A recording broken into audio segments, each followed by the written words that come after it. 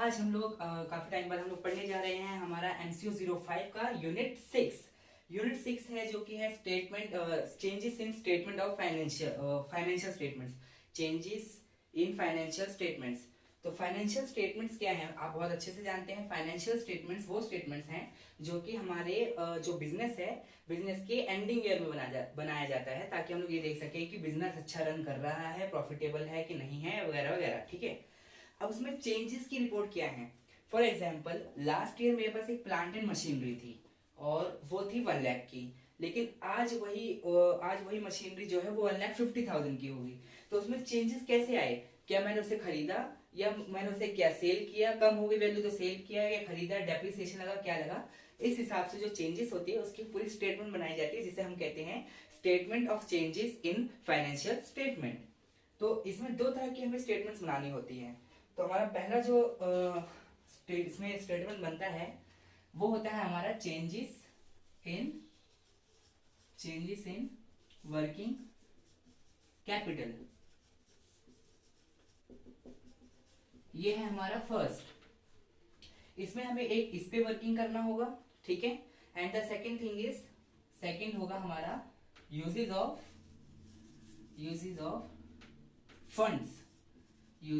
Funds या फिर sources of funds. इसका क्या मतलब है? इसका ये मतलब है कि जो हमारे पास फंड्स आए किसी तरीके से पूरे फाइनेंशियल ईयर के अंदर, वो हमने कहाँ कहाँ यूज किए, ये हमें इस स्टेटमेंट के अंदर दिखाना होता है।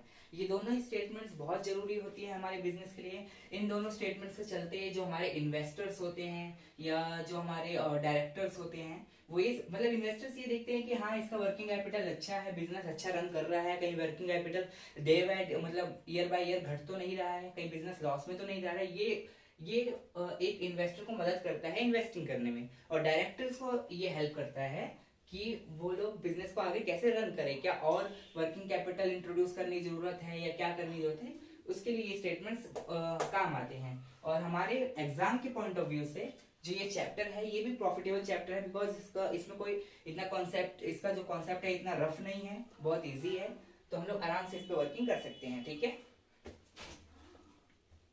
तो चलिए फिर हम लोग इस पे क्वेश्चन आगे करते हैं।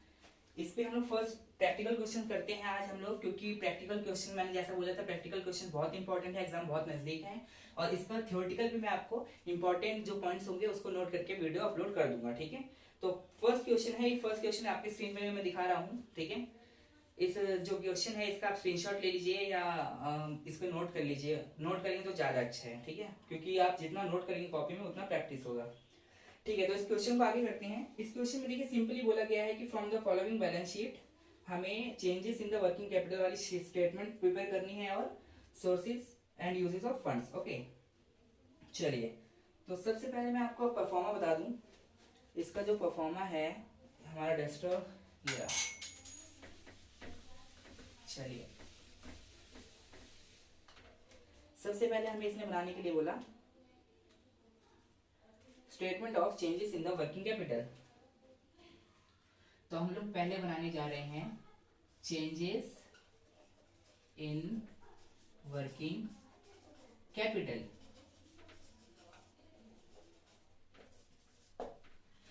सबसे पहली चीज, जैसे मैंने आपको बताया था, जब भी हमें जो भी एडिशनल इन्फॉर्मेशन दी जाती है उसे हमें टिक मार्क कर लेना चाहिए, तो कि वो हमें बहुत हेल्प करता है क्वेश्चन के लिए। तो हमें सबसे पहला दे रखा है depreciation 1000 2000 on plant and land and building, तो हम यहाँ पे टिक कर लेते हैं। ठीक है, एंड सेकंड है N interim dividend of ₹2000 paid in 2012, ये तो आगे के लिए है, पीएनएल के लिए। Income tax 3500 paid during the year 2012, okay, ये भी आगे के लिए, यानी कोई एडिशनल इन्फॉर्मेशन ज्यादा नहीं है। ओके, तो चलिए फिर हम लोग आगे क्वेश्चन करते हैं। हमारे पास जो परफॉर्मा है, इसका परफॉर्मा कैसे बनाया जाता है, ध्यान से देखिएगा। Pro forma is very important, neat and clean answer होने चाहिए आपके एग्जाम में, तभी उसके हमें उससे फायदा होता है, उसके एक्स्ट्रा मार्क्स हमें मिलते हैं। इसका परफॉर्मा कैसा है, ये हो गया हमारा पर्टिकुलर। ओके, ये हमारा पर्टिकुलर है, ये हमें 2 ईयर्स दे रखे हैं, क्योंकि चेंजेस इन वर्किंग कैपिटल तभी हम लोग निकाल सकते हैं जब हम लोग 2 ईयर्स के अंदर कंपैरिजन कर रहे हैं। सिंपल सी बात है। चेंजेस इन वर्किंग कैपिटल मतलब क्या कि लास्ट ईयर मेरी वर्किंग कैपिटल ये थी, इस ईयर ये है, इसके बीच में डिफरेंस है। ठीक है, तो 2011, 2011 एंड 2012 चेंजेस किस तरीके के हैं? एक दो ही तरीके के चेंजेस होंगे, या तो बढ़ा होगा, इंक्रीज हुआ होगा, या फिर डिक्रीज हुआ होगा। एंड इसी को हम बोलेंगे changes in working capital. Okay, working capital निकालने का फॉर्मूला क्या है? बहुत सिंपल।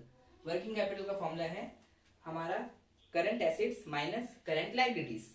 तो बस हमें यही करना है, इसके अंदर और कुछ नहीं करना है। ठीक है, तो सबसे पहला ए हमारा जो पॉइंट होगा क्या होगा? Current assets. Correct, current assets. अब हम लोग जल्दी से हमारे करंट एसेट्स पे आ जाते हैं। गुडविल करंट एसेट है? किसने बोला करंट एसेट है? नहीं, गलत। गुडविल नहीं, लैंड एंड बिल्डिंग नहीं, प्लांट नहीं, डेटर्स। आइए डेटर्स पे आते हैं। डेटर्स है हमारे 16,000 थे 2011 में, और 20,000 हो गए 16। ये इसकी लाइन थोड़ी सी ब्रॉड कर देते हैं। या करेक्ट 16 के। एग्जाम में कोई के नहीं लिखेगा, 1000 पूरा लिखना है। मैं अभी के लिख दे रहा हूँ। ठीक है, मैं 1000 ही लिख देता हूँ, कोई भरोसा नहीं है। 16,000 और 20,000।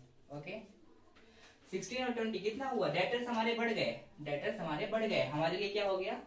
डेटर्स हमारे बढ़ गए, 16 से 20 हो गए, यानी हमें अभी पैसा आना है, 4000 से पैसा और आना है, यानी इंक्रीज हुआ। करेक्ट। यहाँ पे उल्टा नहीं सोचना है कि हमारा मार्केट में 4000 रुपये फंस गया तो हमारी जेब से चला गया। नहीं नहीं नहीं नहीं नहीं, नहीं। मतलब 4000 रुपये अभी और आने हैं। ठीक है, तो 4000 हमारा इंक्रीज हो गया। नेक्स्ट, ये फर्स्ट हो गया। Second stock. सेकंड है आपका स्टॉक। स्टॉक है 7700 और 10,900। दोनों का गैप हुआ, 3200। Okay, am I correct? Exactly. Next B R, bill receivable.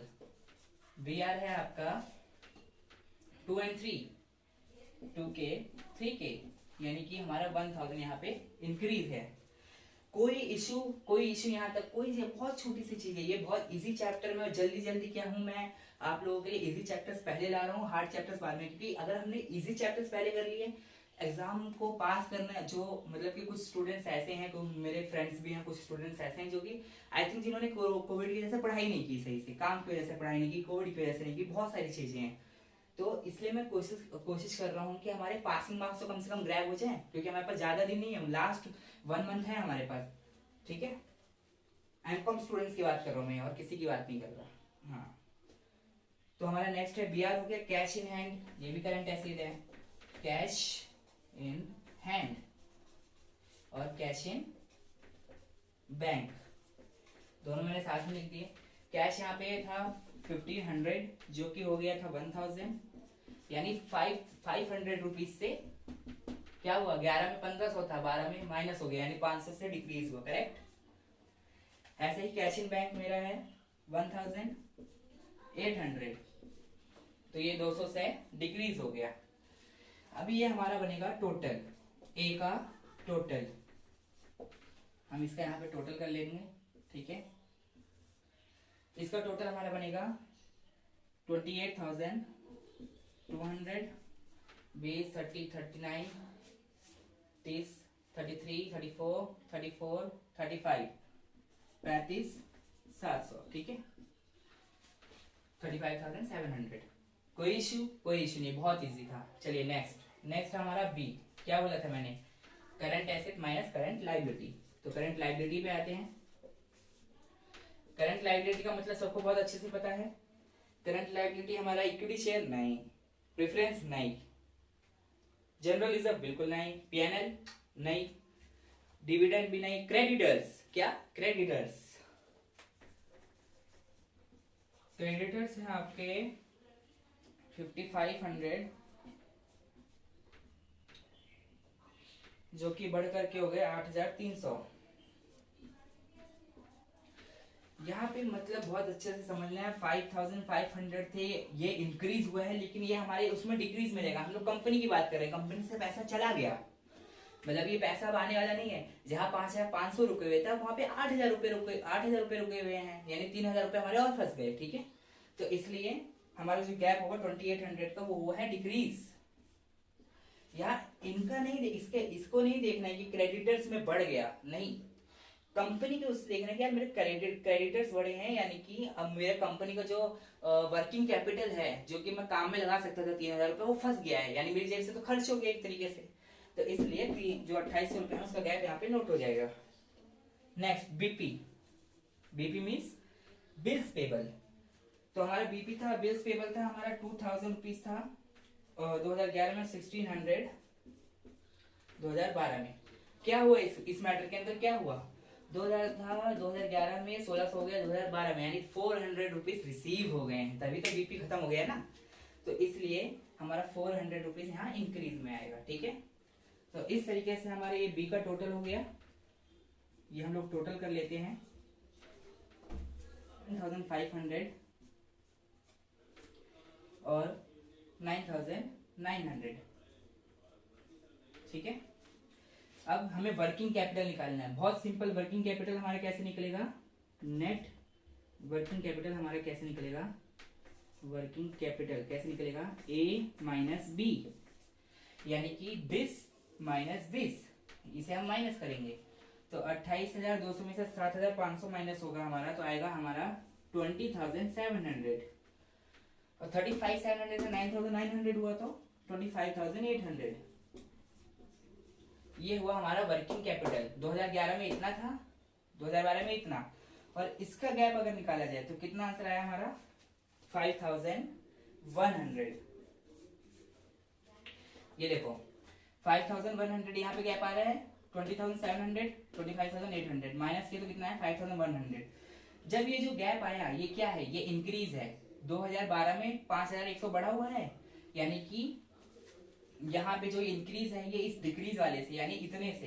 ये तो मैंने लिखा है, इसको आंसर करने वाली हमारा आया है ताकि हम लोग इसे पूरा कर सके। ये हमारा टोटल बैठेगा 8,600। जब इनका गैप हम लिखते हैं, इंक्रीज है तो डिक्रीज में लिखेंगे, डिक्रीज होगा तो इंक्रीज में लिखेंगे। क्यों, ताकि है ना शीट मैच हो सके, और अगर मैच नहीं हो रही है तो मतलब आपने क्वेश्चन गलत किया है। चेक कर लेते हैं, 3,500, 8,600 करेक्ट है, 4,7,8,8,2,8,6 करेक्ट है। तो हमारे ये जो शीट था चेंजेस इन वर्किंग कैपिटल ये कंप्लीट हो गया। ठीक है, अब uses and sources of funds, अब हम लोग उसकी शीट बनाने जा रहे हैं। इसे मैं रफ कर देता हूँ, ठीक है, कोई इश्यू तो नहीं है। अब हम लोग देखने जा रहे हैं हमारा इस क्वेश्चन का सेकंड पार्ट। सेकंड पार्ट करने के लिए हमें वर्किंग भी करनी पड़ेगी, तो पहले हम लोग वर्किंग कर लेते हैं। वर्किंग कैसे करनी है हम बताता हूं मैं आपको।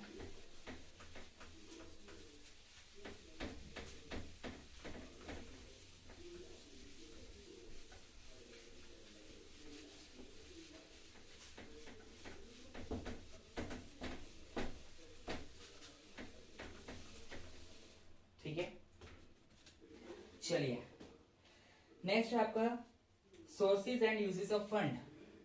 Second, sources and uses of funds. ये क्वेश्चन कराने से पहले हम लोग वर्किंग करेंगे, वर्किंग नोट।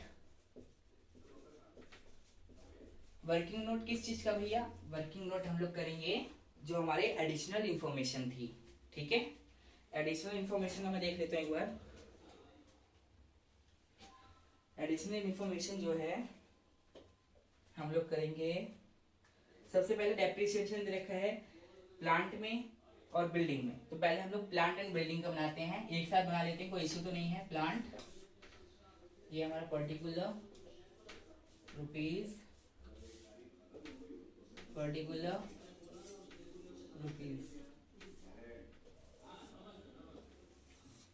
उसके बाद ये हमारा आ गया land and building, particular rupees.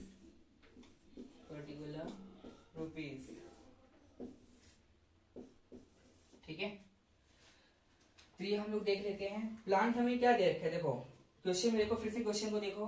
Plant क्या दे रखा है 8000।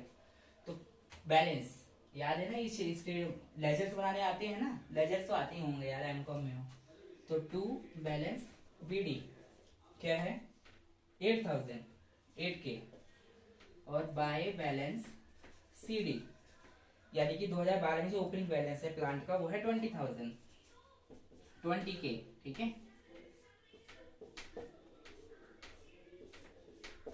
20K। तो अब ये 28K से 20K में कैसे गैप आएगा? फर्स्ट ऑफ ऑल हमें डेप दे रखा, तो हम लोग चार्ज करेंगे depreciation by dep on plant. कितना दे रखा था 1000, अभी कितना हुआ 21K। कहाँ की साइड कम है, यहाँ की, तो यानी 21K और जो 21K में 8K से माइनस किया कितना आया हमारा आंसर 13,000। तो 13,000 का हमने क्या किया परचेज, हमने 13,000 का प्लांट परचेज किया, करेक्ट। ऐसे ही लैंड एंड बिल्डिंग पे आते, बहुत इजी है, कोई इशू नहीं है इसमें। तो इसमें क्या करना है हमें दे रखा है इन्होंने लैंड एंड बिल्डिंग, तो टू बैलेंस बीडी 20,000 20K, और बाय बैलेंस सीडी ये दे रखा है हमको 17K। सिंपल सा लॉजिक, बाय डेप्रिसिएशन 2000 था वो लगा दिया, ठीक है। कितना हुआ 20K, CD 17K, bye Depp 2K, यानी 1K का यहाँ पे सेल होगा, बाय सेल 1K का हमने लैंड एंड बिल्डिंग बेच दिया, 1000 का बेच दिया। टोटल आंसर हो गया 20K। कोई इशू इन दोनों लेजर्स में, कोई भी इशू, किसी को कोई इशू नहीं है, ठीक है बहुत बढ़िया है। इनको नोट कर लीजिए, क्योंकि इसके बाद हमें पीएनएम बनाना है। क्योंकि अभी हमारे पास और क्या बचा है, देखिए हमारे पास डायरेक्टली अब बचा है हमारा पीएनएल अकाउंट बनाने के लिए, क्योंकि हमें एडजस्टमेंट एंट्री दे रखी है इंट्रीम डिविडेंड की और इनकम टैक्स की, जो कि हमारे पीएनएल अकाउंट में ही जाकर एडजस्ट होगी। ये हमने नोट कर लिया होगा, मैं इसे मिटा देता हूँ। जिसने नोट नहीं किया वीडियो को पॉज करके नोट कर ले, ठीक है।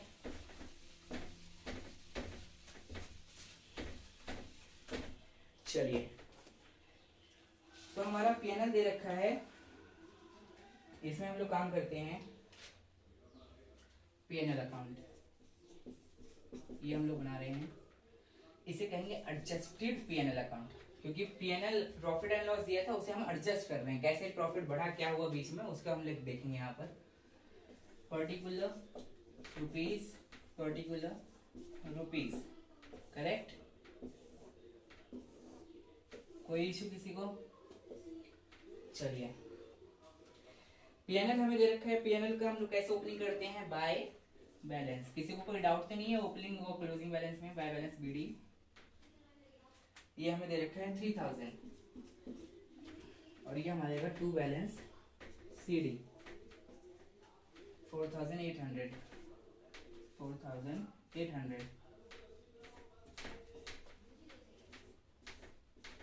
ठीक है। तो हम लोग इसमें चेक करेंगे क्या क्या हमें डालना है। सबसे पहले देखिए, या तो हम लाइन से चल सकते हैं या तो हम क्वेश्चन के हिसाब से चलते हैं, इसका कोई मार्क्स हटेगा नहीं, ठीक है। तो हम लोग सबसे पहले एडजस्टमेंट एंट्रीज को घुसाते हैं। Interim dividend to interim dividend कितना पे किया 2000, ये हो गया हमारा 2000 इंट्रीम हमने डिविडेंड पे किया, राइट, करेक्ट। चलिए, नेक्स्ट हमने दिया है इसको income tax 3500 to tax paid 3500।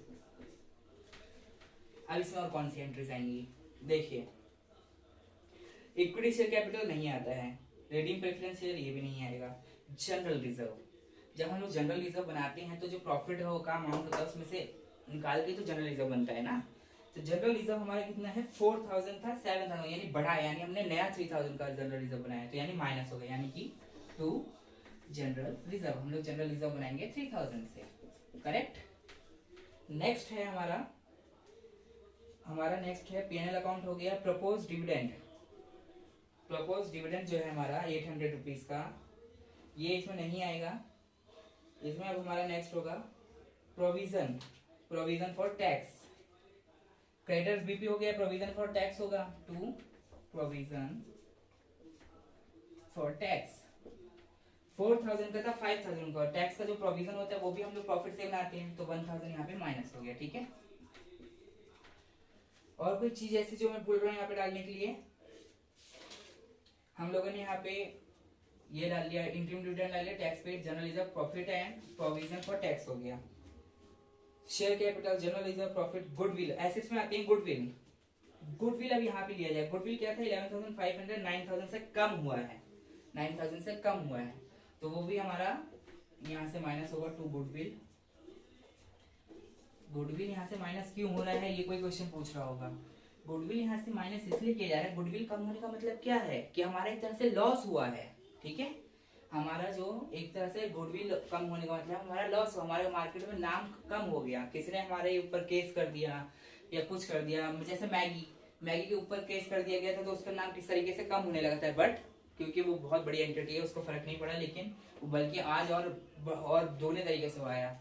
लेकिन यह है कि उसकी गुडविल उस समय तो कम हुई, तो वो हमारे खर्चे ऐसे गुडविल यहाँ से माइनस किया जाएगा।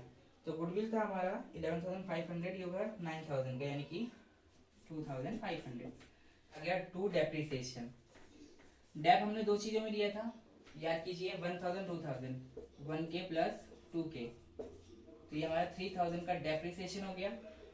उसके बाद हमारा हो गया जो हमारा पूरा by fund from operations, by fund from operations, तो ये हमारा आएगा 21,800, यानी कि जो ये सारे ऑपरेशंस हुए इससे जो फंड आया वो कितना फंड था, इतना फंड था। ठीक है, तो ये टोटल हो गया 24,800। यही अभी यूजेस ऑफ फंड वाले जो स्टेटमेंट होगा उसमें यूज किया जाएगा, तभी हमने इसी के लिए ये सारा काम किया। ठीक है, बाकी सब काम हो गया, अब हम इसको मिटा देते हैं, ये नोट कर लिया सबने। चलिए अब हम लोग स्टेटमेंट को फाइनल करते हैं।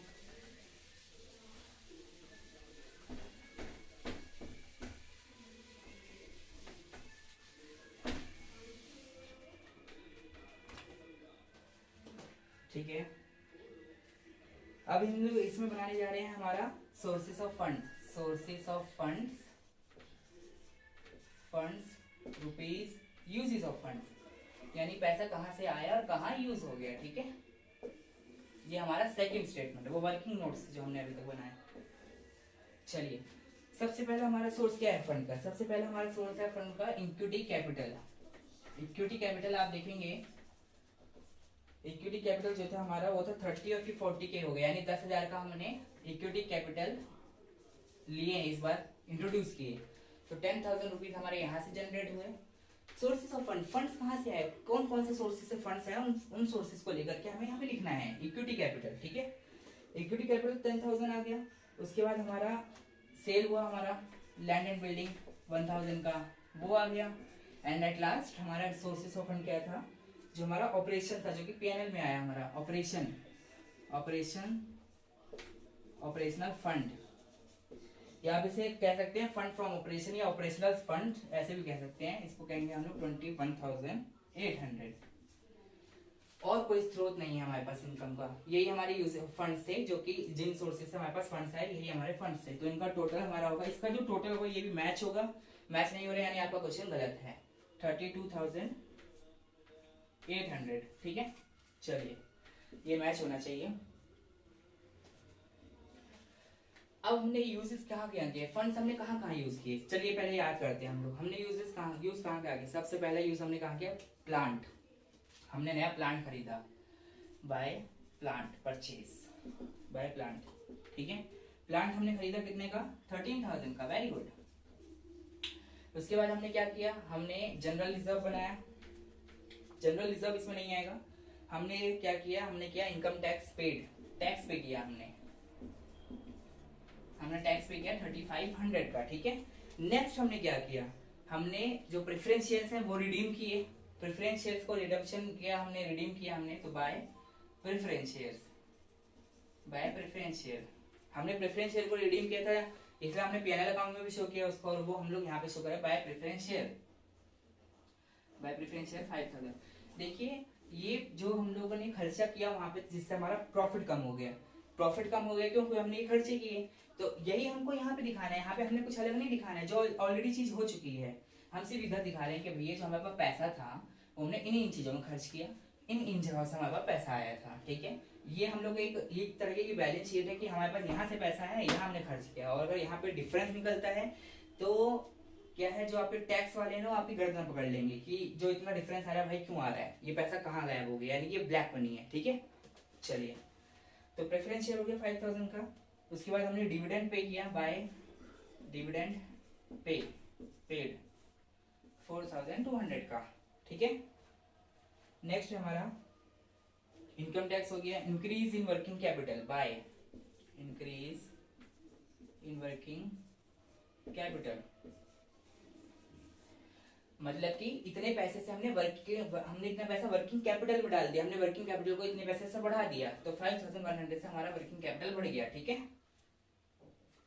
और लास्ट हमारा है इंटरिम डिविडेंड पेड, जो हमने इंटरिम डिविडेंड पे किया था बाय इंटरिम डिविडेंड 2000, और ये टोटल हमारा 32,800 आएगा। टोटल करके देख लो, 13, 16, 21, 25, 30, 32,000, 3 और 5 8, 32,800।